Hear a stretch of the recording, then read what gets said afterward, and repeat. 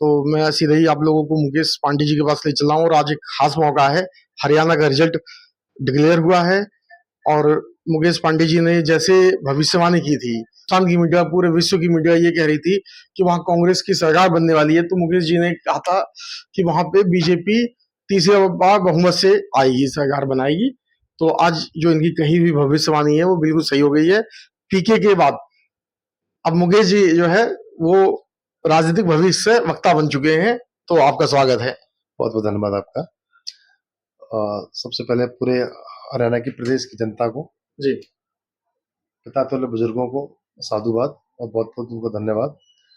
जिस प्यार के साथ, स्नेह के साथ उन्होंने हमें आज इस जीत हमारी माननीय प्रधानमंत्री जी की झोली में डाली है, उनका दिल की गहराइयों से बहुत बहुत धन्यवाद करते हैं, शुक्रिया करते हैं। और ये जीत हमारी जीत नहीं है, ये जनता की जीत है।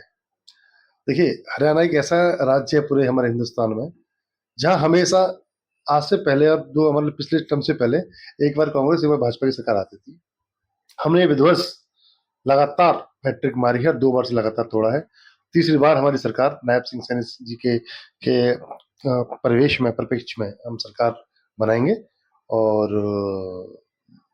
पुनः पूरी प्रदेश की जनता को बधाई, शुभकामनाएं बहुत बहुत। अच्छा, जो सब पूरे देश की मीडिया, जितने भी विश्लेषक हैं, जितने भी रवीश कुमार, जितने भी नेता यानी कि पत्रकार हो गए या जो राजनीति को समझते हैं, उन्होंने ये दावा कर दिया था, यहाँ तक कि मैं भी ये मान रहा था कि कांग्रेस की सरकार वहां पे अब की आएगी। उस समय आपने कहा था कि वहां पे हरियाणा में बीजेपी की सरकार आएगी। पिछले इंटरव्यू में आपने कहा था कि बीजेपी की सरकार आएगी। तो ये कैसे आपने ये चमत्कार कैसे किया? आप ये दूसरी बार हुआ है। देखिए, ये चमत्कार नहीं है, ये पार्टी पर, शीर्ष नेतृत्व पर और जनता पर भरोसे का, विश्वास का, प्रगति का एक मेरा अपना मानना होता है। उसी के व्यापार में विश्लेषण भी करता हूँ और अपना राजनीति का थोड़ा सा समझ भी रखता हूँ।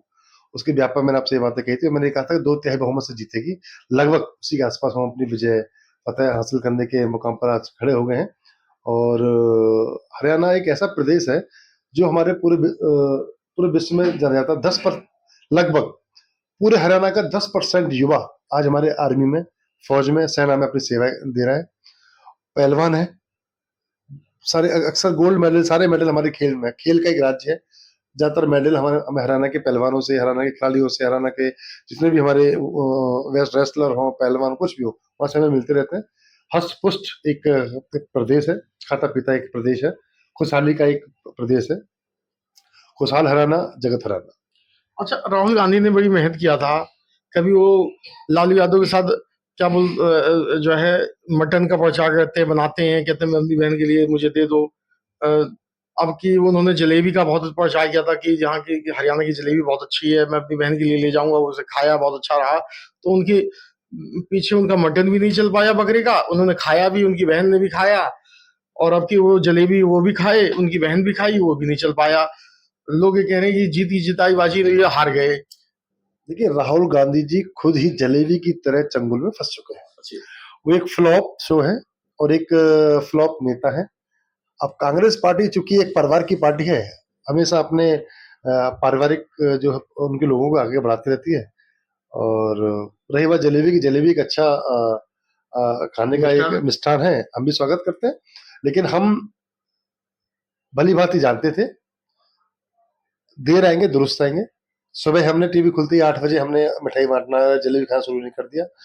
मैं देख सुन रहा था, एक कांग्रेस के स्पोक पर्सन थे, वो हमारे माननीय प्रधानमंत्री जी को गाली बक रहे थे कि मैं गिफ्ट में प्रधानमंत्री को जलेबी भेजूंगा, ये भेजूंगा। भेज दीजिए, अब मौका आ गया आपको भेजने के लिए, भेजना चाहिए आपको।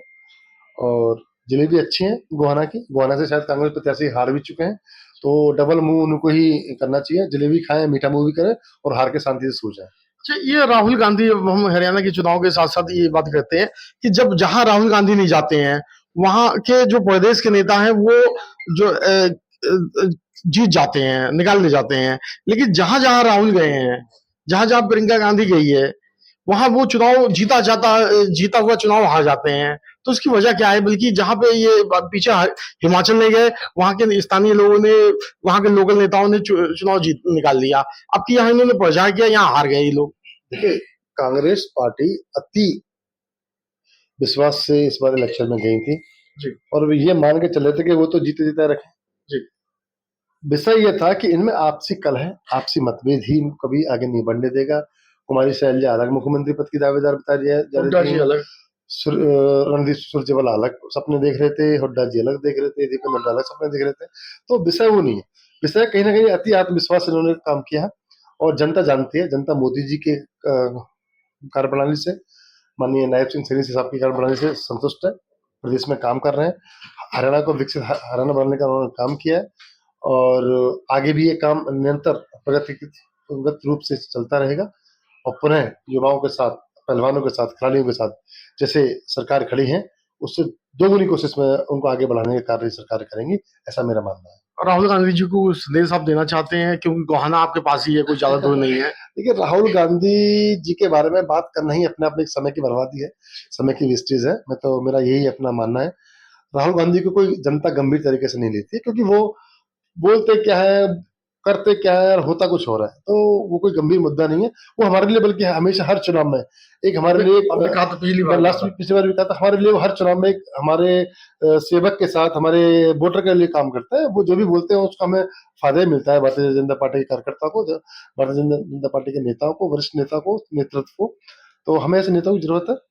उनको शुभकामनाएं, ऐसे बोलते रहे और हमें ऐसी जीत दिलाते रहे।